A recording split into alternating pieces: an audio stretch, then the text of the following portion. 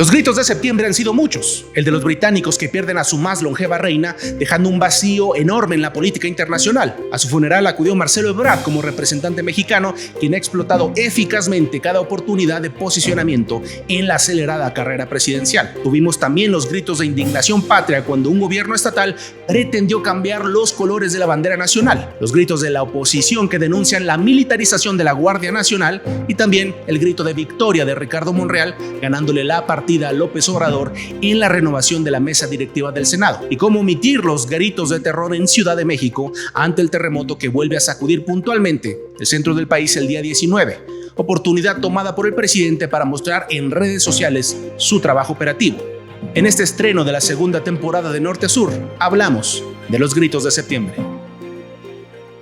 Bienvenidos a una emisión más, a este nuevo episodio de Política de Norte a Sur, aquí donde hablamos más allá de las izquierdas a las derechas. Los saludo Mario Padrón y hoy estamos dando inicio a lo que nosotros llamamos el inicio de la segunda temporada. Vamos a estar haciendo temporadas de 12 capítulos para que comuniquemos con ustedes cada semana durante 3 meses. Tomaremos un descansito y de ahí arrancaremos la nueva temporada.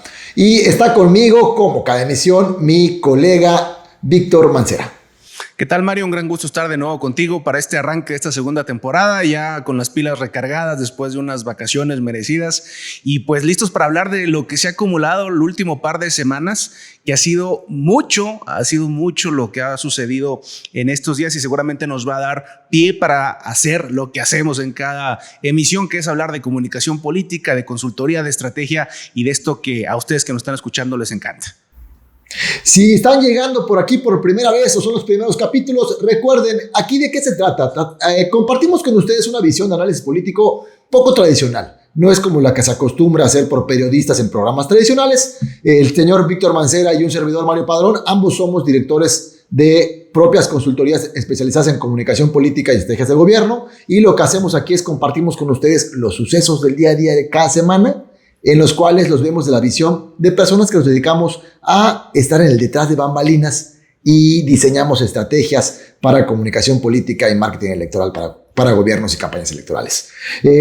Tremenda semana, semana del grito, mes patrio y tal como comentamos en el capítulo, los gritos de septiembre fueron muchos. Hoy vamos a hablar principalmente del grito más grande y más fuerte que fue el grito de la militarización. Pero antes, amigo, tuvimos varios gritos de sucesos. ¿Qué tenemos? Comenzamos que la reina Isabel fallece. Pues hubo ahí el grito de dolor de los ingleses, que no suelen ser gente muy expresiva, pero que pues vieron la pérdida, yo creo que del último gran ícono de la, pues le llamaremos política, de la monarquía del Reino Unido, la reina Elizabeth II.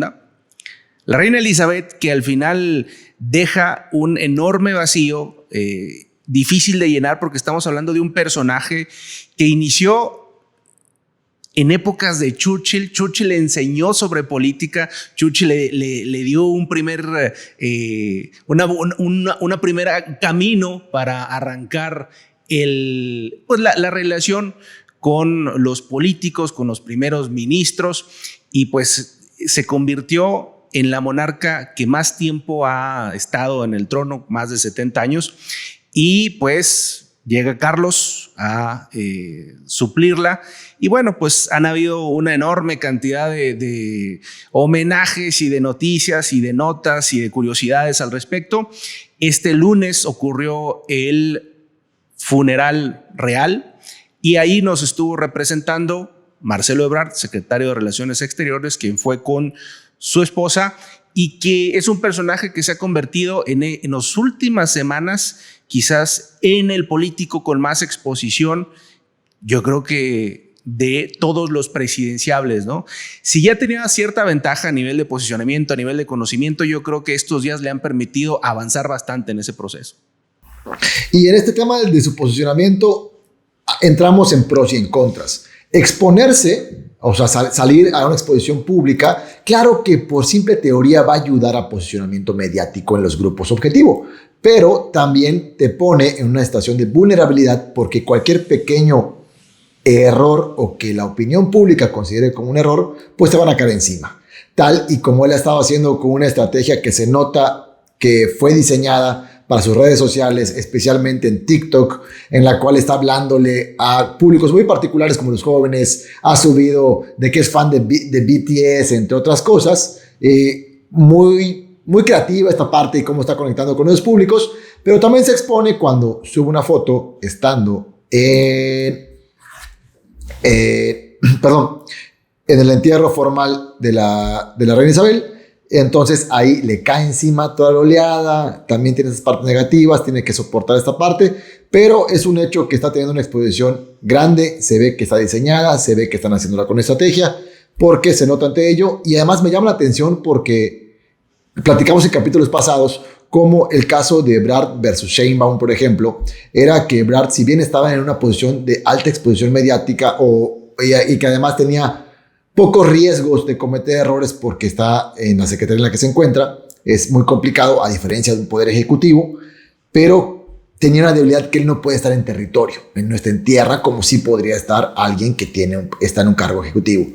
Y cómo le está dando la vuelta con este manejo de medios en sus redes sociales. Me parece muy interesante y tal vez valdría la pena que en próximos capítulos hablemos más a detalle de temas de redes digitales, redes sociales y cómo estos nuevos medios pueden ir formando parte de una estrategia. En la estrategia de Marcelo Ebrard hay un objetivo fundamental que es el de elevar su nivel de conocimiento, ¿no? Creo que al final del día, cuando se lleve a cabo la encuesta de Morena para definir su candidato o candidata a la presidencia de la República para 2024, ahí Marcelo está teniendo un hitazo importante que es TikTok. Y menciono TikTok en particular porque en TikTok la audiencia es particularmente joven. La audiencia en TikTok es especialmente joven y estos son segmentos que normalmente están disociados de la política nacional, no están enterados y se están enterando de quién es Marcelo Ebrard por todo esto que está sucediendo y porque no es solo estar en TikTok, sino producir contenido adaptado a TikTok. Es decir, no solo es estar en una red social, no es simplemente estar copiando lo que hago en medios y poniéndolo en una red social y en otra, sino conocer a las audiencias, conocer los formatos y adaptarse a ello. Y creo que en ese sentido Ebrard ha sido muy bueno. Esta semana que pasó, digo, esto pareciera una tontería, pero es interesante analizarlo porque hemos estado viendo piezas muy juguetonas de parte de él, que es un tipo muy serio, muy adusto, pues ahora sí que un político como es, y nos está permitiendo verle una cara bastante más, pues con un poco de sentido del humor, más humorística. Hay por ahí un TikTok de él grabando el TikTok de Evo Morales, porque ahora que estamos hablando del grito, él recibió a invitados importantes internacionales como Pepe Mujica y como Evo Morales, y hay un TikTok donde está Marcelo grabando a Evo con una especie de efecto donde pareciera que Evo está bailando, ¿no? Pero es él, a lo que voy con esto es que es él grabando el TikTok. Entonces, no solo es una pieza chistosa, si lo quieres ver así, sino que te permite ver que es él el que está produciendo contenido, que es algo que pocos políticos se atreven a hacer y le da autenticidad a la red social. Porque si algo buscamos en redes sociales o cuando hacemos estrategia digital es que parezca que el contenido que se está publicando lo está haciendo personalmente el candidato, el líder. Eso es lo ideal. Sabemos que no es así, pero esa es la esencia que queremos darle a esos contenidos.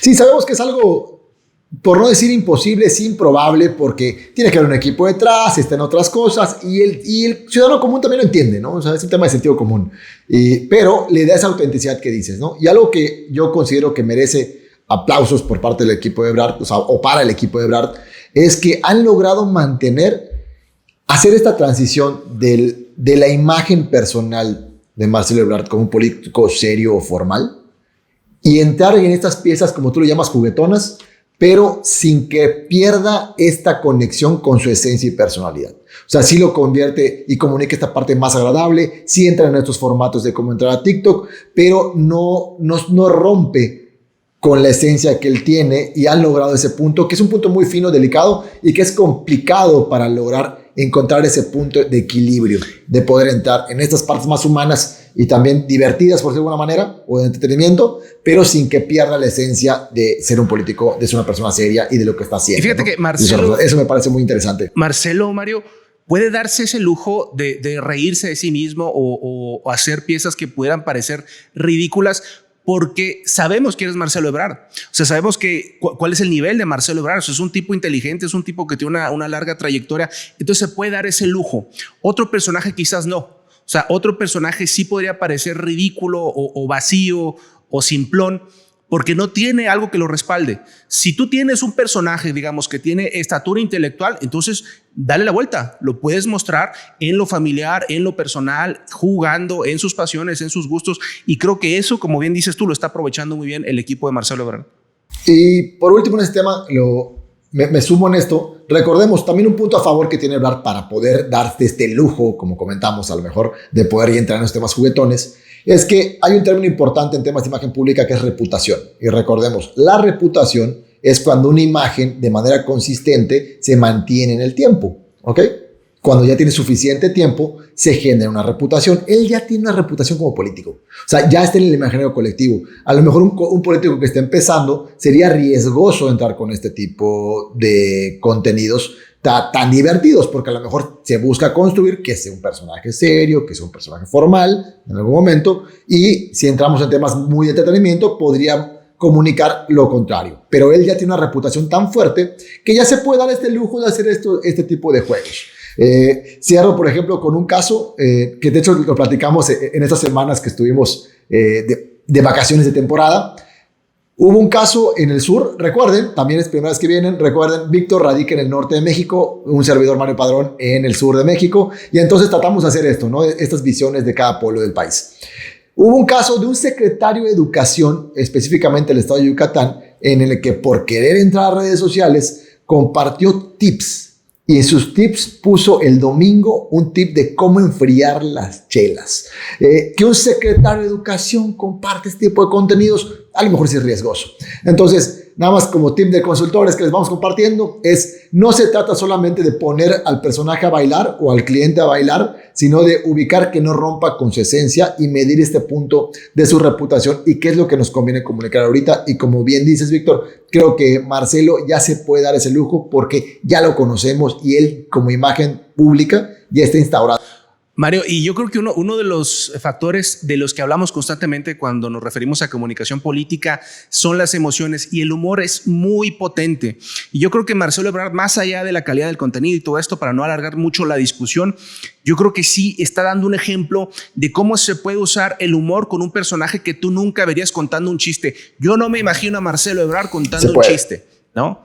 Puedes encontrar políticos así, puedes meterte a YouTube a ver todos los chistes que contaba Ronald Reagan, ¿no? Que era un gran actor y era un gran humorista político, un presidente que tenía ese carisma. No todo el mundo tiene esa habilidad, pero todos podemos encontrar de alguna manera la forma de usar el humor para generar algo potente, y muchas veces lo dejamos de lado. Los políticos es de esas emociones que prácticamente ignoran porque usualmente no la dominan, pero hay formas de acercarse, y Marcelo está poniendo acá un ejemplo que tiene mucho que ver, Mario, insisto, con reírse de sí mismo. Y el mejor humor y el humor más fino normalmente es ese, cuando te burlas de ti mismo, no de los demás, no de otros, sino de ti mismo. A veces cuando te burlas de los rivales también puede ser una gran herramienta, pero cuando haces eso muestras humildad, muestras que estás con los pies en la tierra y muestras que tienes sentido del humor, ¿no? Pero dentro de estos gritos, ahí estaba Marcelo grabando sus TikToks en estas celebraciones de la independencia de nuestro país. En Nayarit se estaban preparando también hace unos días para el grito y tomaron una de las peores decisiones que yo he visto en un gobierno estatal. Pusieron los pendones de la bandera nacional con esta conmemoración con los colores de Morena, es decir, era magenta, blanco, magenta. Por supuesto, esto inmediatamente despertó una enorme indignación de la gente, y luego el responsable de esto, que era el director de imagen del gobierno de Nayarit, salió a decir que había hecho este cambio porque había pensado que los colores estaban así establecidos porque eran los colores del PRI. Entonces él dijo, bueno, vamos a ponerle los colores de Morena, y se hizo un escandalazo. Tuvo que salir el gobernador a disculparse, y por supuesto pues renunciaron inmediatamente a este hombre, en lo que me parece uno de los errores más de primaria de comunicación política, de no entender lo que es obvio y cómo va a reaccionar la gente. Los símbolos patrios son sagrados y hay gente que dice, bueno, se puede dar un uso político, y a veces lo que pudiera parecer una ocurrencia interesante en algún grupo, en alguna reunión de los equipos políticos, termina por ser muy costoso y muy doloroso para un gobierno. De hecho, aquí hay varios puntos y no solo hablan de la profesión de la consultoría política o de ejercer cargos públicos con responsabilidad, sino además tendríamos que sumarnos a otro tipo de análisis que creo que tendría que ver con nuestra educación como ciudadanía, ¿ok? Y porque sería una parte de los puntos básicos. En México, a diferencia de otros países, o a diferencia en otros países, en México tenemos una ley de los símbolos patrios. O sea, incluso técnicamente esto fue un delito. Así es. Se suenan muy técnicos, es un delito. De hecho, incluso hay un marco penal que marca cuál sería el castigo. O sea, este cuate, Javier Figueroa, que es el nombre del encargado de imagen institucional, quien fue el encargado de imagen institucional del gobierno de Nayarit, en ese momento, técnicamente podrían hasta darle cárcel. O sea, en serio. O sea, no es cosa de menos. Nos reímos, pero también habla un poquito de eso. Bueno, creo que mucho de esto, ¿no? De nuestra educación cívica como sociedad. No digo que todos, pero que una persona, como tú comentas, tendría que tener cierto nivel mínimo de preparación para ejercer un cargo público, y sobre todo en comunicación política, en el cargo de comunicación de imagen de un gobierno. Que hasta ahí el error de los pendones es un punto, pero dos, lo viene a realzar y reconfirmar con el tuit que él hace respondiendo al Grupo Milenio, que es: yo pensé que la bandera tenía los colores verde y rojo porque antes gobernaba el PRI, y por eso ordené que le pusiera el color tinto porque ahora gobierna Morena. Discúlpenme, no fue adrede el ultrajar nuestra bandera de México. Este es cito el tuit tal cual de respuesta, y esto habla de un tema de desconocimiento básico, ¿no? O sea, sería como saber, oye, o sea, no conoces tu bandera. Pero también yo creo que te habla de algo, Mario, y creo que al final del día un podcast como el que hacemos es precisamente, y digo, tú y yo lo hacemos porque nos interesan los temas, pero porque también es una forma de abonar a la cultura de la comunicación política, porque efectivamente claro, yo creo que es de esos temas que muchos gobiernos y muchos políticos menosprecian, que les parece que es algo que es un accesorio, algo más que hay que tener, y entonces vamos a poner a cualquier persona, ¿no? Dentro de estos artículos que salieron a propósito de este caso que comentamos, resulta que varios miembros de la familia de este joven pues están dentro del gobierno. O sea, son gente que se fueron colocando ahí por favores políticos y tal, pero el asunto es, no solo te habla del personaje que tenía este cargo, sino de la falta de criterio de establecer quién puede tener la responsabilidad de llevar la imagen y la comunicación de un gobierno.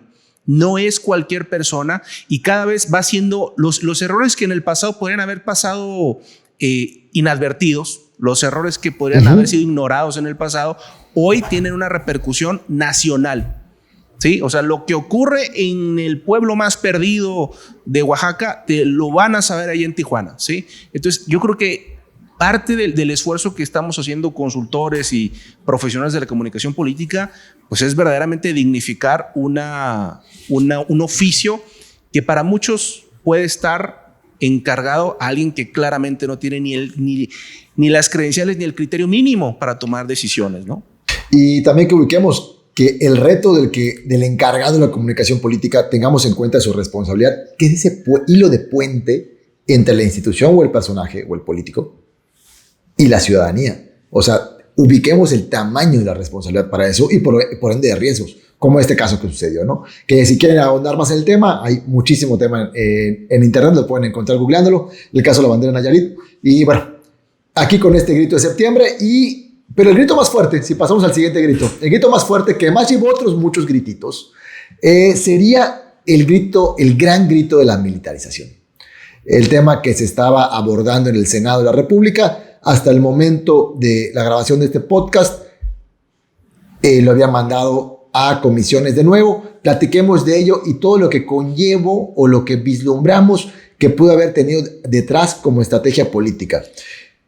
El grito de la militarización, gran tema porque es un tema de impacto nacional. Es considerado el tema de la inseguridad es considerado uno de los principales dolores de la ciudadanía mexicana en términos generales.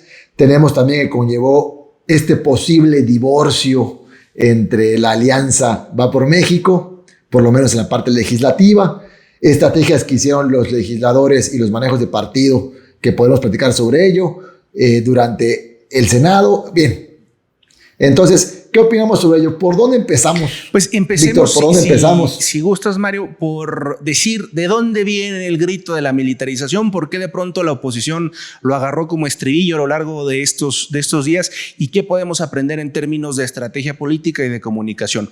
Lo primero que hay que decir es que en el momento en que se crea la Guardia Nacional, ya en este gobierno, el presidente había hecho un compromiso, y era un compromiso legal, de que en el año 2024 se iba a retirar al ejército, a las Fuerzas Armadas, de las tareas de seguridad. Se iban a salir de la calle y, como él dijo en algún momento en campaña por muchos años, el ejército debe regresar a los cuarteles. Hoy dice que no, hoy dice que cambió de opinión y lo dice textualmente. Él ha dicho que, pues, que con el desorden que le dejaron, viendo el problema que me heredaron, cómo enfrentar el problema de la inseguridad. O sea, dice, bueno, en este caso, yo sé que había prometido que íbamos a quitar al ejército, pero no solo, y esto es lo fuerte, digamos, de la contradicción, no solo no lo vamos a quitar, sino que lo vamos a volver el mandamás en las tareas de seguridad federal. ¿Sí? Es decir, la Guardia Nacional pasa a ser parte de la Secretaría de la Defensa Nacional, y todas las tareas van a ser coordinadas en lo administrativo, en lo táctico, a través de la Secretaría de la Defensa Nacional. Entonces sale inmediatamente, particularmente el PAN, a decir, a ver, esto es militarización y no lo vamos a tolerar. Hablemos primero de la narrativa. La narrativa es, el presidente de la República quiere militarizar el país. Podemos discutir o no si esto es militarización o no. A mí me parece que es evidente que hay rasgos de ello. Pero ¿es el PAN un partido que puede enarbolar esa causa? Es decir, si hay un partido identificado con la militarización a lo largo de los años, claramente es el Partido de Acción Nacional. Entonces, de entrada, la narrativa para Acción Nacional no ha funcionado a partir de ello, porque ellos son los principales responsables de que poco a poco, y bueno, de manera muy drástica desde el año 2006, el ejército tenga un rol medular en todas las tareas de seguridad. Eso por una parte. Lo segundo que yo comentaría, Mario, es que tradicionalmente la institución del Estado mexicano mejor vista, con mejor opinión, mejor aprobada por la población es el ejército. Entonces, yo en mis gobiernos saco el ejército a la calle. La gente está de acuerdo en la participación del ejército en la defensa frente a grupos criminales, a la defensa de la sociedad frente a grupos criminales, pero cuando viene cuando viene un presidente de otras siglas, entonces esto es militarización y es inadmisible.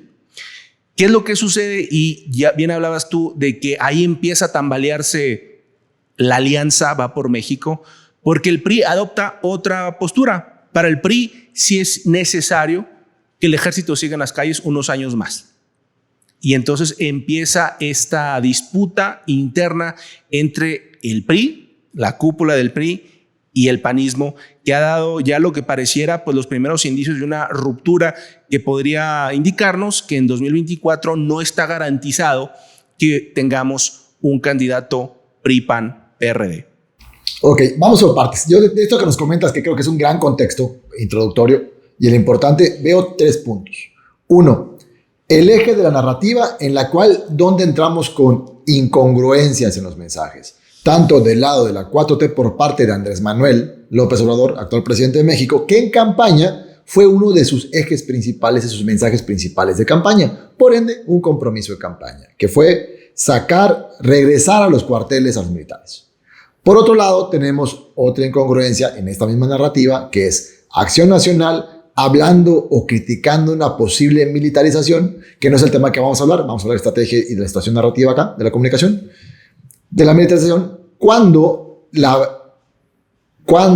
el momento en el cual se decidió sacar de sus cuarteles a los militares y que entren al territorio mexicano a combatir al crimen organizado, fue desde un gobierno panista. Aquí tenemos dos puntos tal cual, contradictorios, cada uno desde su trinchera, pero compitiendo en una misma narrativa. Y tres, que creo que es con lo que debemos ir cerrando para que yo te vaya platicando con ello, es el caso de qué postura tomó el PRI y esta ruptura de la alianza Va por México. Entre la narrativa que tenemos es dos. Uno, Andrés Manuel sí fue un eje principal de campaña, y así como muchos defensores de la 4T o los que están a favor de la 4T o de Morena, hablan mucho de que ha ido cumpliendo los compromisos de campaña que ha hecho Andrés Manuel, 65 y más, ¿ok? Ir haciendo becas para tercera edad, que fue cumpliendo Andrés Manuel. Tenemos incluso criticado que le llamaban becas para ninis, que fue el programa Jóvenes Construyendo el Futuro, que a mí no se me hace para ninis, pero también fue una promesa de campaña. Y van como palomeando, ¿no? Esto fue cumpliendo. Él trató de decirlo incluso en sus informes de gobierno, de cómo iba cumpliendo. Y tal vez la gran deuda de Andrés Manuel es que, y me llama mucho la atención, es que no solo no va a cumplir el regresar a cuarteles, sino que además mete reversa y propone que se queden más años. Sí, o sea, okay, no cambió un poco, se fue completamente al otro lado, ¿no? Hay diferencias entre no cumplir un compromiso o promesa de campaña, que es no lo hice, y otra cosa es tomar una decisión 180 grados para atrás. O sea, completamente la inversa. No solo no lo voy a cumplir, sino que además estoy proponiendo que se quede más tiempo. Entonces, ahí no solamente es incumplimiento, es literal cambiar a 180 grados por completo tu postura que tienes en campaña. ¿Con qué se topó? ¿Qué decisiones son? Hay diferencias entre decisiones que se toman durante campaña y que cuando se gobierna. Hemos platicado antes de ello. Yo creo que hay un gran punto, ¿no? Que es la gran deuda de Obrador, sería esa, ¿no? A mí, la que no solamente dijo que no va a cumplir, sino que va para atrás. A mí, Mario, siempre me pareció muy equivocada esa postura de López Obrador, porque yo creo que cualquier persona que haya estado en una de estas zonas calientes dominadas por el crimen organizado sabe que no hay una sola institución civil que tenga la capacidad, ni siquiera la capacidad de fuego para enfrentar a estos grupos, ¿no? Pero López Obrador se la jugó, y yo creo que es una buena reflexión hacer en términos de no comprometerse en campaña con cosas que te pueden terminar haciendo mal si no es necesario, ¿no? O sea, se puede criticar la estrategia de seguridad, se puede hablar de la violencia, se puede criticar lo que tú quieras, pero no puedes decir que vas a tomar decisiones de política pública si no tienes todos los datos en la mano para decir esta es la solución. Y esto es con lo que López Obrador se está topando. Lo hemos dicho en otras ocasiones, el peor enemigo de López Obrador usualmente es el propio López Obrador. Es decir, el López Obrador del pasado que viene a criticar al del presente, y esto lo ha metido en un serio aprieto. Pero tú, Mario, tenías por ahí datos precisamente de cuál es la postura ciudadana con respecto de la presencia del ejército, de las Fuerzas Armadas en la calle. Y no estamos hablando como decía yo, del tradicional apoyo al ejército, sino de recientemente, justo en esta controversia, ¿cuánta gente apoya, Mario, que esté el ejército en la calle o que no esté en la calle? A eso voy conectando. Miren, en una encuesta que publica el Universal, un estudio de opinión que publica el Universal, el cual fue hecho por la firma Buendía y Márquez, comenta que el 80% de los ciudadanos mexicanos aprueban que los militares formen parte de lleno, están a favor de que los militares participen más en seguridad. Repito, 80% de los mexicanos está a favor de que los militares participen más en temas de seguridad. Esto daría también como las lecturas, o puede ser también parte de la estrategia, en un tema que estás en gobierno, si resulta, como comenta Víctor, quien ha estado palpando de primera mano estas zonas calientes del país, sí entiende que es una necesidad y cuál es la percepción ciudadana. Sí, que entre los militares, porque además los militares son la institución de gobierno que tiene mayor confianza ciudadana. Y entre este 80%, además otro dato interesante, es que de este 80%, 51% está muy a favor. O sea, no solamente es, sí, estoy a favor de que los militares participen más en seguridad. No. 51% está muy a favor y solo 29% está a favor, llamémosle a secas. ¿Ok? Tal cual. Entonces solamente tienes que la mitad de la ciudadanía más 1% está muy a favor de que suceda. Y yo creo que es un problema tan real, Mario, que yo no he visto un pronunciamiento firme de gobernadores con respecto de este tema. Porque si alguien sabe que necesitan el apoyo del ejército, que necesitan el apoyo de la Guardia Nacional, y una Guardia Nacional conformada por personal del ejército, como el 80% del personal que la conforma, son los gobernadores. Por eso están ausentes de este debate. Y por otro tema, si tú revisas las secretarías de seguridad de los estados, te vas a topar con que una enorme cantidad de ellas están lideradas, conformadas, estructuradas por personal del ejército o por funcionarios que pertenecieron al ejército. Tiene sentido. Porque es muy difícil. Lo cual tiene mucho sentido. O sea, los militares te entrenan para eso, para tener seguridad. ¿Dónde está el tema y el punto de debate entre los que dicen, oye, esto sería militarizar? En que hay que tener algo muy claro. Las fuerzas civiles están hechas para contener, o sea, están diseñadas en teoría para contener. Y las fuerzas militares no, es eliminar. Entonces, ahí sí entramos en un tema de derechos humanos y un tipo de cosas, ¿no? Que no es el tema que estamos platicando hoy, estamos hablando de temas de estrategia. Tenemos, bueno, en lo que comentas, sí, nos comentas, por ejemplo, que los gobernadores no han dado una postura para este caso de la reforma para la militarización o para que la Guardia Nacional forme parte de Sedena. Pues tal vez no, pero tengo idea, la verdad no tengo el dato acá, tal cual exacto, pero recuerdo, por ejemplo, que el gobernador de Querétaro del PAN, emanado del PAN, pues se ha pedido apoyo de los militares en su estado. Entonces, ahí creo que también es una manera de decir en la favor. ¿Cuántos gobernadores en ciertas zonas están pidiendo apoyo a que los militares entren? Y le piden apoyo al gobierno federal para ello, por parte de la Sedena, y que entren en temas de seguridad. Es una manera de decir, oye, mano, lo necesito o estoy a favor. Insisto, no estamos diciendo ni Víctor ni un servidor que deban votarla a favor o en contra. Le estamos contando los generales más allá de la izquierda a la derecha. Sí, a ver, es un fracaso como sociedad que tengamos al ejército dedicado a estas tareas, punto. O sea, fuera de temas político-partidistas, yo creo que es un fracaso como sociedad que hayamos llegado a este punto, porque un ejército está hecho y está diseñado para enfrentar amenazas externas, no enemigos internos, ¿no? Pero bueno, esta es la situación en la que estamos, y creo que López Obrador con lo que se ha enfrentado es que ni siquiera tiene opción. O sea, yo estoy seguro que si pudiera el PAN proponer una alternativa lo haría, porque parte de los huecos que tenemos en la narrativa de la oposición es que hay una crítica a la militarización, pero no hay tampoco una propuesta alternativa para decir, a ver, la ruta es esta, o podríamos ir por allá o podríamos ir por acá. No, es simplemente negarse a que haya una extensión más allá de 2004, de marzo de 2024, para el tema de que el ejército se retire de las tareas de seguridad. Pero bueno, esa es la situación. Y en el debate que se está generando, pareciera que ya hay una ruptura importante.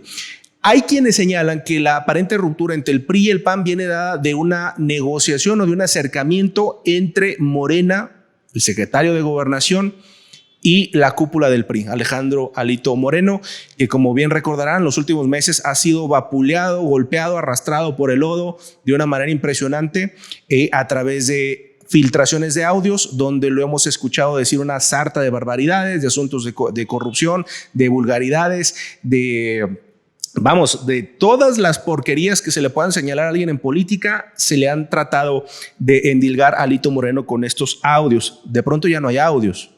De pronto ya no hay golpeteo a Alito Moreno, y de pronto lo que tenemos es un PRI que ya sabe, negociar, sobre todo porque es relativamente cómodo en el tema de seguridad, por lo que ya comentamos. Está popularmente aprobado el ejército para estas tareas, ¿no? Entonces yo creo que de alguna u otra manera han encontrado un punto de negociación, un punto de encuentro, y evidentemente la postura del PAN es, a ver, o estás totalmente con nosotros, estás con la alianza o estás con López Obrador. Y a mí me llaman mucho la atención algunas declaraciones que hizo el secretario general del PRI, Rubén Moreira. Él llegó a decir, el señor presidente no es ningún dictador, lo que pasa es que hay personas como Marco Cortés que tienen un odio personal a Morena y a López Obrador, y así no funciona la política ni se construye, ¿no? Ni AMLO es un dictador, ni hay militarización, ni Claudio X es tan importante. O sea, a ver, nosotros tenemos un margen de acción, no por estar en una alianza electoral vamos a ir en todas las, en toda la agenda legislativa, y creo que ahí hay un distanciamiento importante. Recientemente tomó protesta el nuevo gobernador de Durango, se encontró Alito Moreno, con Marco Cortés y con el presidente del PRD, y no se saludaron. Entonces pareciera que hay un distanciamiento que puede poner en entredicho lo que va a pasar en 2023 en la elección en Coahuila y en el caso del Estado de México, y lo que va a pasar en 2024. Yo creo que ahí tenemos que entrar con varios puntos. Número uno, retomar y tener con mucha claridad un punto que comentaste, Víctor. El tema de que las Fuerzas Armadas formen parte directa o mayor responsabilidad en la seguridad es un tema que tiene alta popularidad ciudadana. Ese es el primer punto. Recordemos, muchas cosas en política tienen que ver con ello, ¿ok? Entonces, en temas de que si está bien o no, son otros puntos que hay que analizar. Como bien comentabas, Víctor, también, y me sumo, es triste que hayamos llegado a un punto como este. Pero en ese es el punto en el que estamos. Y en coyunturas políticas hay que analizar la situación como está. Y sí, es altamente popular. El 80% de los ciudadanos lo aprueban, según el estudio que nos compartió el Universal. Número 2, las narrativas, lo que comentas. Acción Nacional entra a decir y a criticar, no sé con qué sustento, porque pues un gobierno emanado de tu partido fue el que los sacó de los cuarteles, y digas que está mal. Y 2, importantísimo, sin propuesta. Yo hoy me sumo nada más a lo que hemos platicado en otros. A mí cuando me preguntan cuál es el problema del país, yo insisto, creo que el problema no es ni la 4T o no la 4T, el problema es que no hay oposición. Entonces, y eso para cualquier democracia no es bueno. Entonces, que entres a decir, no, pues esta no, está mal, no debe ser por ahí la estrategia, pero no propones, cuando eres un actor político como instituto político, opositor, o sea, está complicado, o sea, no está haciendo una oposición responsable. Sí. Yo creo, Mario, que es importante y yo creo que en esta falta de estrategia que ha demostrado Acción Nacional en Comunicación a lo largo de los últimos años o de lo que va de la administración federal, hay que entender que hay un enunciado y un enunciante. A ver, el enunciado de la militarización o que se está tratando de militarizar el país, podemos darlo por válido porque hay argumentos para ello. Pero el enunciante es importante y como bien dices tú, hay ocasiones donde ciertos argumentos no los puedes tú presentar como banderas porque son incompatibles con tu historia inmediata anterior, con tu imagen o con la narrativa, con la historia que has ido generando. Y creo que eso es lo que le está pasando a Acción Nacional en este tema como en varios otros.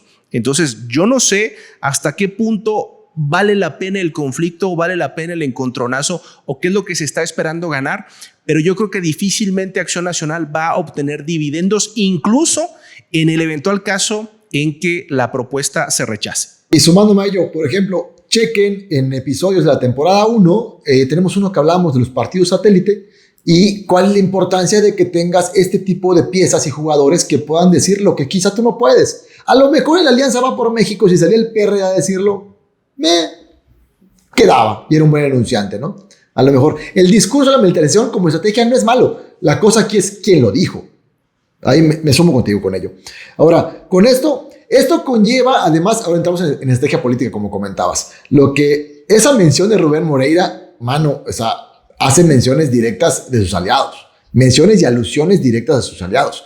Si esto hubiera sido un debate legislativo, Marco Cortés pudo haber dicho, señor presidente, por alusiones personales pido la palabra. Y Claudio X también, entre ellos. Y ahí es donde se marca esta parte de esta ruptura.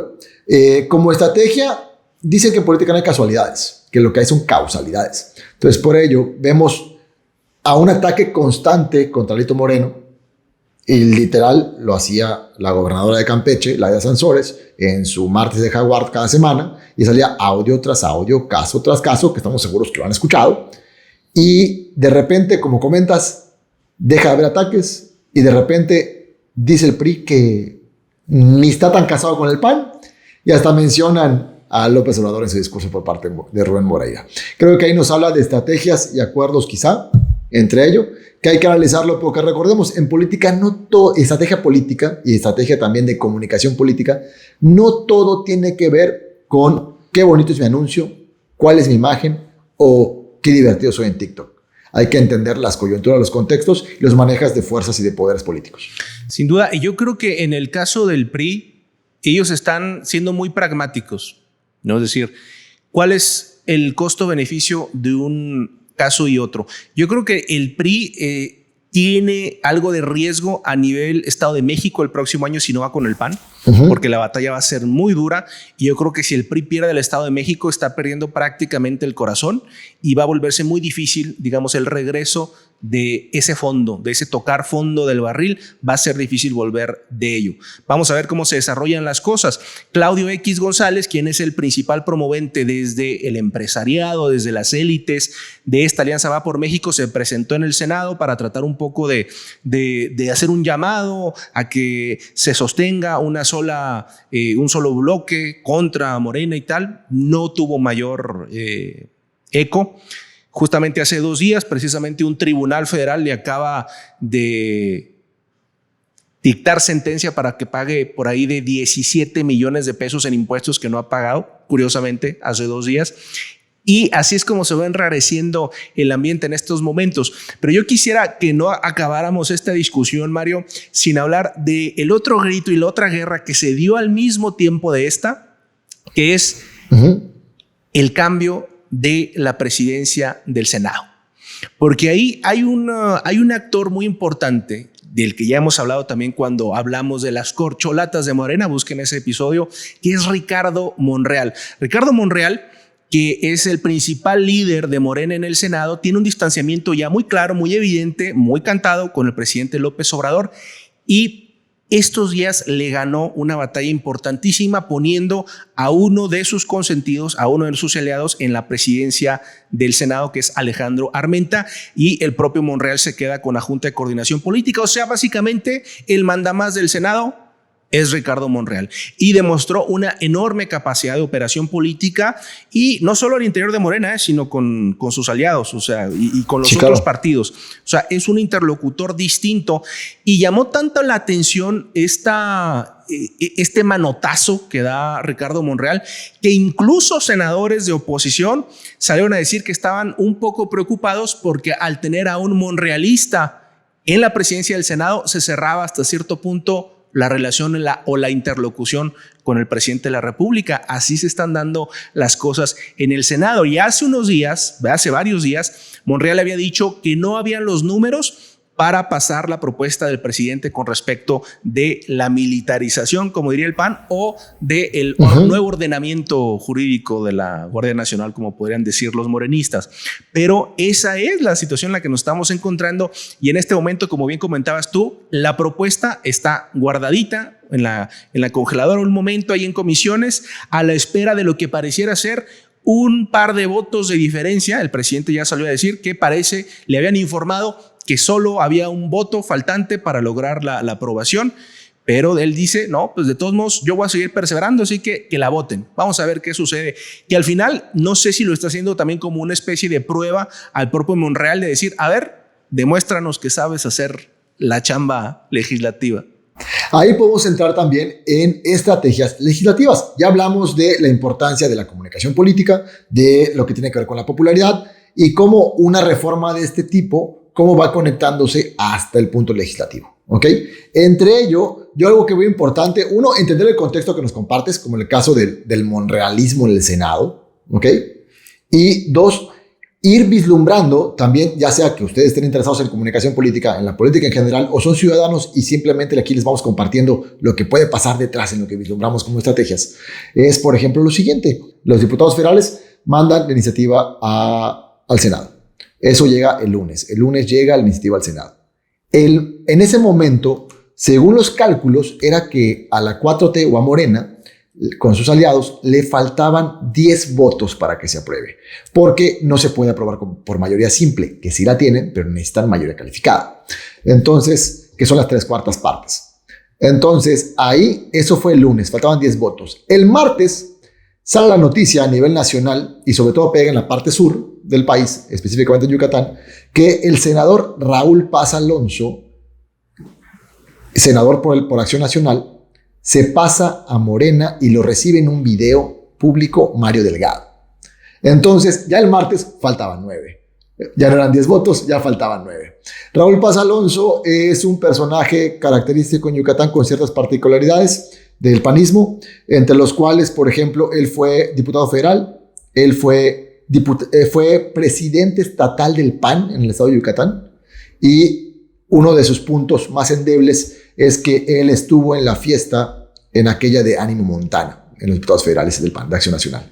Esa fue como se acabó. Era el candidato natural en ese momento para el 2015 para ser alcalde. Tienes que recordar a la gente ese caso que fue de esas manchas que no se quitan con cloro. Ok, diputados federales en la época por ahí del 2015, 2014, por allá, si no me equivoco, fue la legislatura de 2012 a 2015, que eran encabezados principalmente por el diputado Villarreal y hay otro, ¿qué fue? Tenemos el diputado Villarreal, que personajes nacionales entre ellos, y bueno, hubo un día en el que decidieron hacer una fiesta los diputados federales de Acción Nacional, en los cuales, pues digamos que invitaron a personas de la vida galante, entre ellos, y se filtró un video en el que uno grita, está bailando, la señorita, y una compañera le grita, ¡Ánimo Montana! Se llamaba Montana el personaje, y bueno, el diputado Raúl Paz es sabido que era muy amigo de ellos y estaba en esa fiesta y aparece también en el video, ¿no? Ya, a nivel local, en los políticos de Yucatán, me está acordando de Pancho Cachondo, pero bueno, no nos desviemos del tema. Sí, claro. Entre ellos, un gusto particular en el sur, a lo mejor es el calor o la cercanía con el Caribe, pero sea cultural. Pero bueno, entre ellos tenemos que el señor senador, él es senador y es senador por primera minoría. Recordemos que en términos legales, por llamarlo de alguna manera, en el Senado no hay pluris en este caso. Hay quienes ganan. Cada estado tiene representación de 3 senadores. ¿Ok?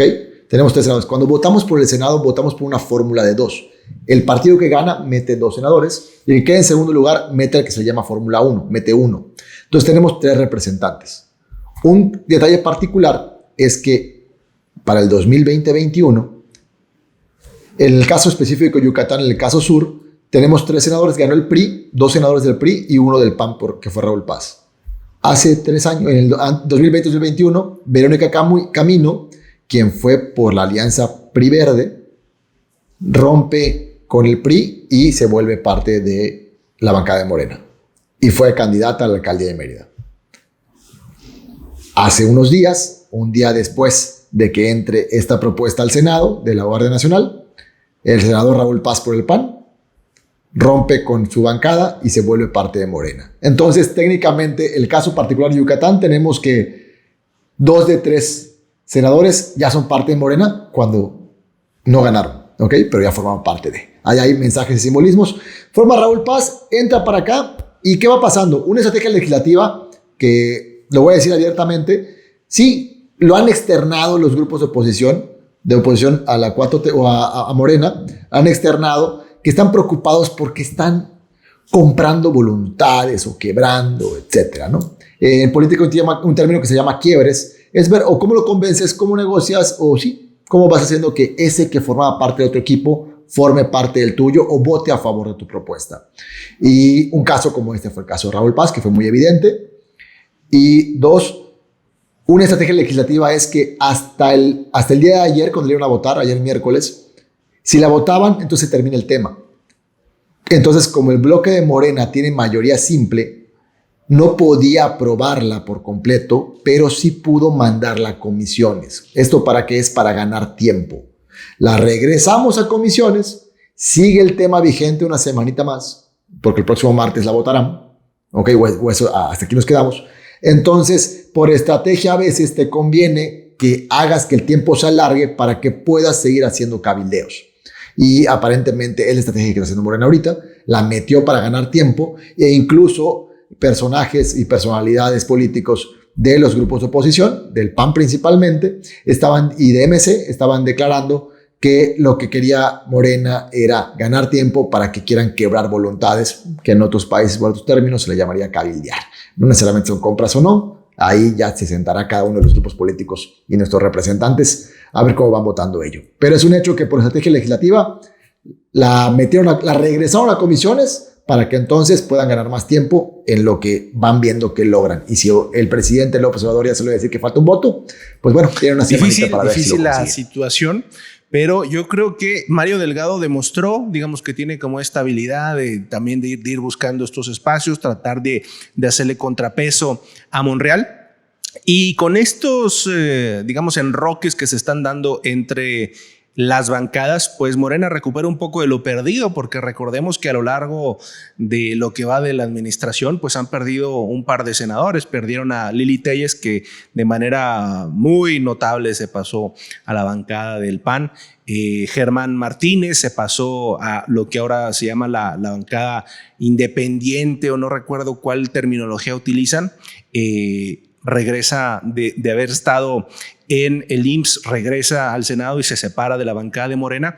Y entonces Morena, al final del día, además de tener esta dificultad, porque ya en el Congreso de la Unión, digamos, el tema quedó planchado, los senadores del PRI no son, digamos, piezas o figuras o fichas tan fácil de mover para la cúpula del Partido Revolucionario Institucional. Y de ahí deviene todas estas situaciones que se están dando, en donde pareciera que están en un empate y no se logra dar lo que está buscando el presidente, que es la vía legal de hacer lo que ya en un decreto él estableció hace ya semanas, que es el tema de pasar a la Guardia Nacional a la Secretaría de la Defensa Nacional. Evidentemente, si él quiere asegurarse de que esa decisión no va a ser removida, pues necesita este proceso, y creo que de alguna manera está poniendo a varios personajes a prueba, a Monreal, a Mario Delgado y al propio Adán Augusto, que ya también conocidamente a través de los medios de comunicación se le ha visto operando este tema en lo particular. Vamos a ver cómo se dan las cosas, porque sí me parece que es uno de esos puntos, uno de esos pits dentro de la carrera por la presidencia de la República, y vamos a ver cómo se van dando estos ajustes, porque sí me parece una condición importante. Y mientras tanto, gente como lo decíamos al inicio, Marcelo Ebrard está ahí muy tranquilo viendo las cosas suceder, subiendo en las encuestas y esperando que llegue el momento de las encuestas y demás.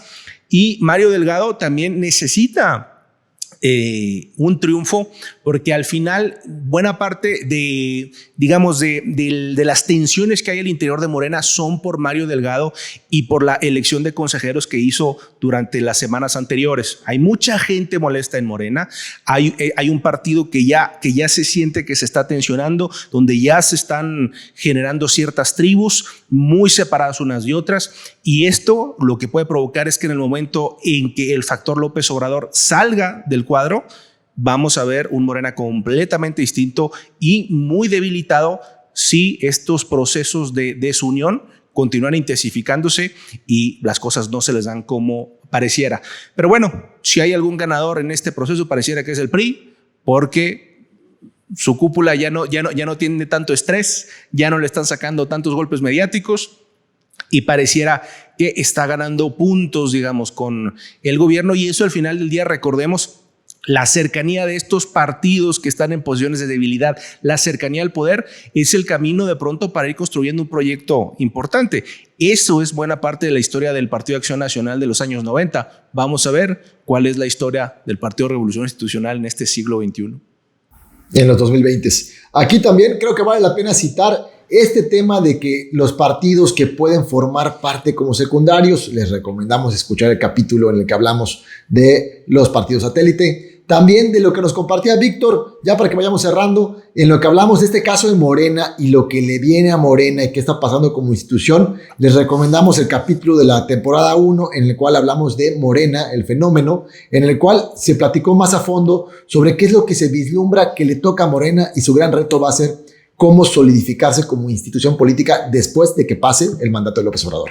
Entonces ahí se puede entrar allá, y ahorita estamos viendo estos visos ya después de la elección de consejeros. Bueno, amigo, pues yo creo que hasta aquí los gritos de septiembre, que fueron varios, y el más importante quizá es este grito de la militarización, y que esta batalla legislativa y política sigue y continúa unos días más. Vamos a ver cómo cierra, pero que recordemos que bueno, estuvo el grito que dieron el 19 de septiembre los chilangos, cuando les volvió a caer un temblor justamente en esa fecha, y vimos a López Obrador ahí haciendo algo que usualmente en comunicación no había hecho, que es el tema de mostrarnos las llamadas de cómo coordina acciones con el almirante de la Marina, con el secretario de la Defensa Nacional y demás, un poquito para dar a entender que él está presente, que él está consciente de lo que está pasando en Jalisco, en Michoacán, en la Ciudad de México y tal. Un detalle nada más de comunicación. Estamos contentos acá en De Norte a Sur de que no haya dejado víctimas mortales como otros terremotos que hemos vivido en esta misma fecha. Me parece que hasta el momento se reportó nada más una persona en Colima, me parece. Pero bueno, son de esas cuestiones, yo creo que para la memoria, porque no solo asusta a la gente, sino que de pronto pareciera que se alinean cosas que son tan improbables como esta, y a veces así sucede en política. Las cosas más improbables a veces suceden cuando las condiciones están dadas. Iba sucediendo. Un abrazo a todos los amigos capitalinos que vivieron esto. En lo personal, yo estuve ahí para el 2017 y me tocó vivirlo junto con ustedes. Y bien, sé lo complicado que es esta situación que haya pasado. Un abrazo y fuerza. Y bueno, como comenta Víctor, también hay que entender las coyunturas y que a veces cosas improbables suceden. Entonces, abrazo y fuerza a todos y pendientes para que sigamos qué va pasando con la militarización.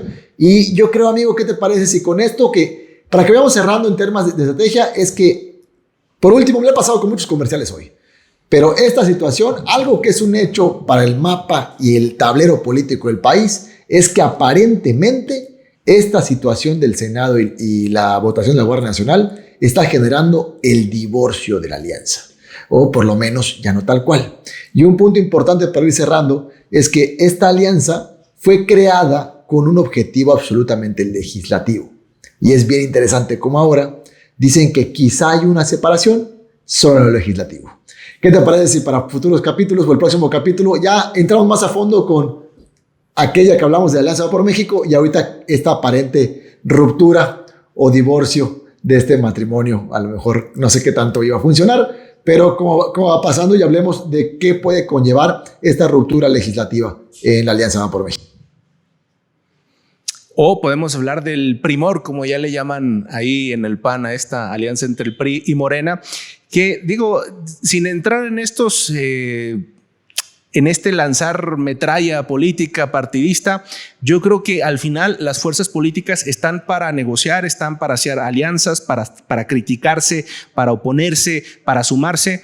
Y yo creo que una postura donde simplemente nos vamos a ir así todo el tiempo no le abona al país. Con esto no estoy diciendo que un partido u otro está haciendo lo correcto, pero creo que en cierto sentido el PRI, pues de pronto en la posición de debilidad son vulnerables y a veces tienen que ceder, ¿no? Ese es uno de los puntos del tema político que a veces hay que abordar. Cuando tú tienes mucha historia que te puede perseguir, tú te vuelves vulnerable y a veces tienes que actuar en política de maneras que son muy costosas, ¿no? Vamos a ver cómo se desarrolla esta situación, pero lo que sí estamos viendo es un partido Morena que ya no está, digamos, no tiene la fuerza que tenía al inicio del gobierno, pero que está encontrando otras rutas para lograr sus objetivos. Vamos a ver ya, yo creo que en la siguiente edición ya vamos a tener una determinación sobre el tema de la reforma sobre la Guardia Nacional y ya platicaremos de ello para ver cómo quedan los encuadres políticos, cómo quedan el balance de la numeralia electoral y sobre todo de quién se lleva más puntos en esta disputa. Y sí, sería el posible divorcio y quizá nuevo noviazgo, ¿no? Entre PAN, PRI y Primor. Bueno, ok, así quedamos y les mandamos un abrazo. Recuerden, a mí me encuentran como Mario.Padrón en Instagram, es la cuenta personal. Soy director general del Grupo Estratega, consultoría especializada en marketing político y comunicación estratégica. Nos encuentran en grupoestratega.com. También nos pueden ver en Facebook también y en Twitter, también personal como Mario Padrón. Y bueno, Víctor, mi compañero Víctor Mancera, desde el norte del país, coméntanos dónde les pueden seguir, sobre todo además que yo soy fan de tu TikTok, @consultorpolítico. Bueno, así efectivamente en TikTok me pueden buscar como consultor político. Ahí en un minutito trato de resumirles algunos de los conceptos con los que aquí hablamos, que aquí compartimos, pues para tratar de simplificar ideas complejas. Los invitamos también a seguirnos en Facebook y en Instagram como Mancera Estrategia y Comunicación Política, donde con gusto también podemos estar platicando de esto que nos apasiona, que es la comunicación política, que es la consultoría, y por supuesto para recibir también sus comentarios a partir de lo que han escuchado en esta edición número 13 de Norte a Sur. Por último, recuerden, ya abrimos todos los canales de comunicación de Norte a Sur, así nos encuentran como Política de Norte a Sur, Facebook, TikTok, Instagram, etcétera, etcétera, etcétera. Bien, y también recuerden, el podcast ya está en Spotify, Apple Music, dennos seguir. Apple Podcast, también estamos en Google Podcast, en todas, pues en podcast ya estamos en todas, parejo, hasta en YouTube. Y les mandamos un abrazo y recuerden, esto es Política de Norte a Sur, donde hablamos más allá de las izquierdas y las derechas.